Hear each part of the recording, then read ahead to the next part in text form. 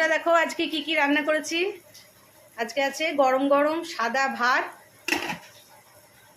আর আছে মাগুর মাছের ঝোল, আর এখানে আছে একটা শাক, আর এখানে আছে একটা পাঁচমিশালি তরকারি, নানা রকম করলা গাজর অনেক কিছু দিয়ে একটা 5 রকমের তরকারি। আর এখানে হচ্ছে পটল চিংড়ি এখনো রেডি হয়নি।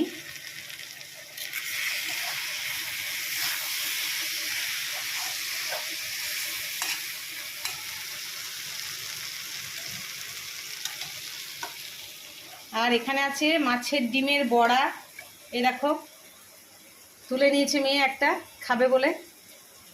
খা খা, আমাকে একটু দে, দেখি কেমন হয়েছে।